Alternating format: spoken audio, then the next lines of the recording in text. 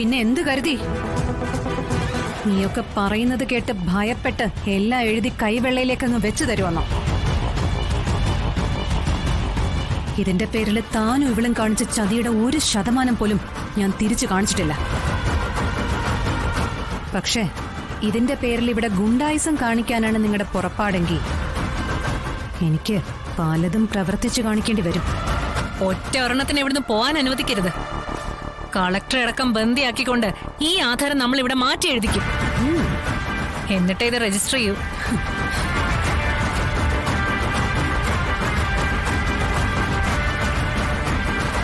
അപ്പോ നീ അങ്ങ് ഒരുങ്ങി ഇറങ്ങ അല്ലേ? ഇറങ്ങാതെ പറ്റില്ലല്ലോ. ജില്ല ഭരിക്കുന്ന കളക്ടറും ചതിയുടെ പാത സ്വീകരിക്കുമ്പോ അതിലും വലിയ കെണിയൊരുക്കിയല്ലേ പറ്റൂ. ഇനി നീയൊക്കെ എവിടുന്ന് ആനങ്ങണമെങ്കിൽ ഈ സുസ്മിത വിചാരിക്കണം. അടങ്ങി ഒതുങ്ങി നിന്നപ്പോ കളക്ടറമ്മ അങ്ങ് തലേ കയറാണല്ലേ. ഇനി നീ ഇവിടെ കാണാൻ പോകുന്നത് ഹോളിവുഡ് സിനിമയെ വെല്ലുന്ന ആക്ഷൻ രംഗങ്ങളാ. ഞാൻ പറയുന്ന രീതിയിൽ ആധാരം തയ്യാറാക്കി ഉപേന്ദ്രന്റെ പേരിൽ കൊടുക്കാതെ ഒറ്റ ഒരെണ്ണം ഇവിടുന്ന് ജീവനോട് പോന്ന് കരുതണ്ട.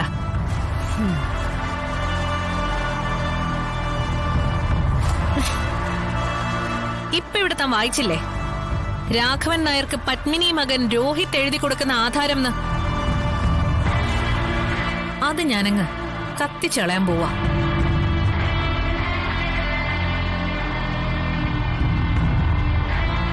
എന്നിട്ട് ഇനി എഴുതി ഒപ്പിടുന്ന ആധാരമായിരിക്കും രജിസ്റ്റർ ചെയ്യാൻ പോകുന്നത്. എന്നാ പിന്നെ ഈ എഴുതി ഉണ്ടാക്കിയതിനെ നമുക്കൊന്ന് അഗ്നിശുദ്ധി വരുത്താം അല്ലേ?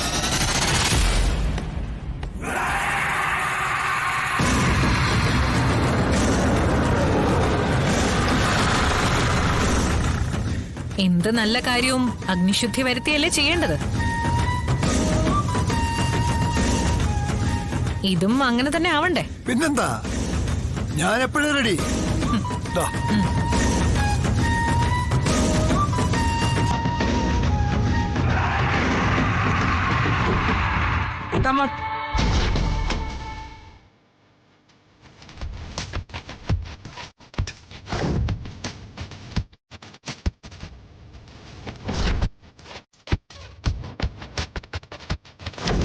Stop it!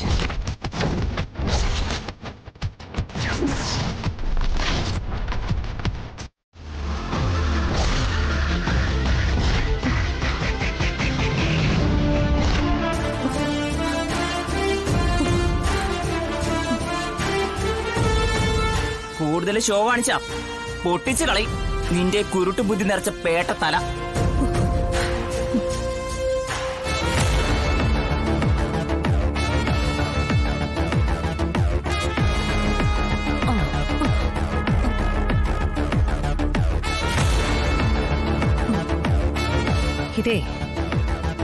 ഇതേ സത്യമുള്ള മുതല.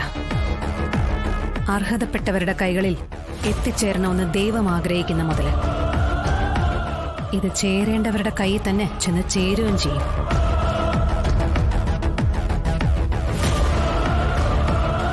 നീ എന്താ പറഞ്ഞ? ഹോളിവുഡ് സിനിമയെ വെല്ലുന്ന ആക്ഷൻ രംഗങ്ങളാ ഇവിടെ അരങ്ങേറാൻ പോകുന്നെന്നോ? പക്ഷേ ഇത് നീ ഒരു ട്വിസ്റ്റ് നീ സ്വപ്നത്തിൽ പോലും പ്രതീക്ഷിച്ചില്ല അല്ലേ?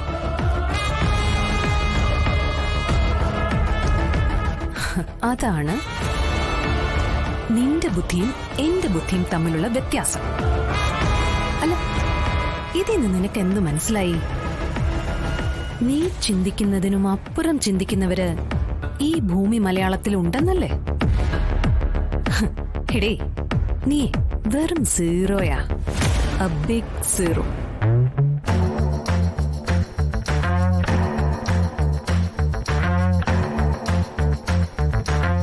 അത് നീ എന്ന് മനസ്സിലാക്കുന്നോ അന്നേ നന്നാവും.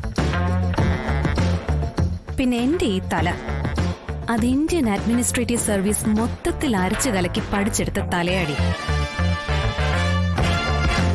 നീ ഒന്ന് തപസ്സിരുന്നാ പോലും കിട്ടാത്തനി. IAS.